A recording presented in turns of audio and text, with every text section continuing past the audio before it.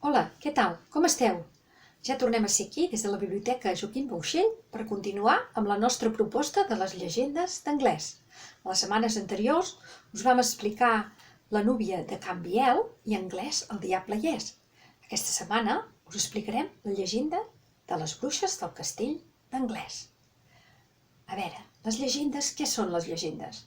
Les llegendes són històries que corren de boca en boca des de fa molts i molts anys.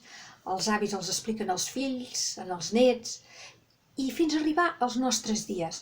Són històries que tenen una barreja d'elements reals, imaginaris, amb una aparença més o menys històrica. Això podríem dir que són les llegendes.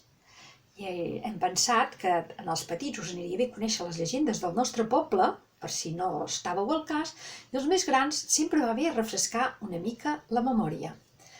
I a veure, d'on hem extret les llegendes que us expliquem? Doncs mireu, és un recull que es va fer un any per la Festa Major, l'any 2002 concretament, Llegendes de la Vall d'Anglès, per en Pere Figuereda i Quirol, amb il·lustracions d'Adam Oriol, Diví i Narcís Bosch, editat per l'Ajuntament d'Anglès i la Comissió de Festes, com us he dit, en l'any 2002. Un recull ben bonic que segur que molts de vosaltres guardeu amb molta cura a casa. I vinga, anem per la llegenda d'avui, la llegenda de les bruixes del castell d'Anglès.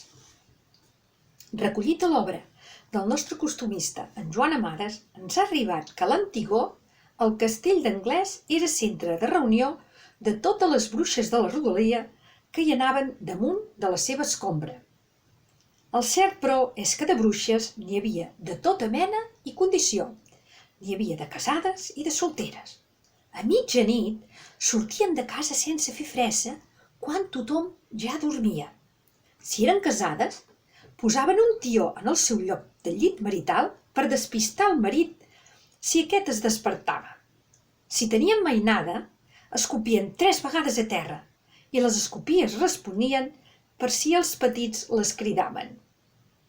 Abans de fer-se l'untet per poder volar, posaven 2 calderes al foc, una de brou per refer-se amb una bona escudella a la tornada, i una altra que feia bullir les herbes i bèsties emmetzinades que servien per a llurs malifetes.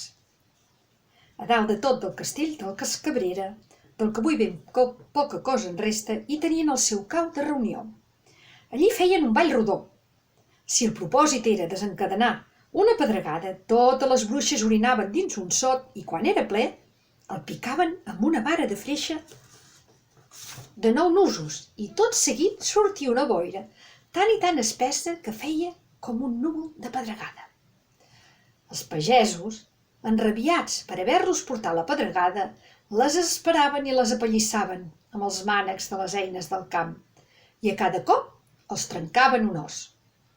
Els cops de pal els feien molt de mal, majorment si tocaven ferro.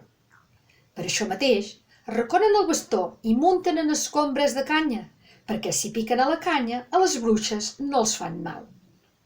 Un dia, però, en van fer una gravassa aquestes bruixes, que va fer vessar la paciència dels pagesos de la contrada. Ben enrabiats per una forta pedregada que els havia fet perdre les seves plantades a punt de ser collides, varen esperar a mitjanit i amb les seves escopetes vinga engegar trets amunt les ombres de les bruixes, que els fan tan mal com si tiressin de dret al cos. No en van deixar ni una dempeus, i vet aquí que des d'aquella nit no se n'ha sabut res més de les bruixes del castell. I si en sobrevisqués alguna, ben segur que deu acampar-la ben lluny d'aquí. Ja està. Fins aquí la llegenda de les bruixes del castell d'Anglès.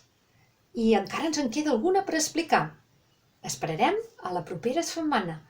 Vinga, adéu-siau, que vagi bé, fins ben aviat, un petó.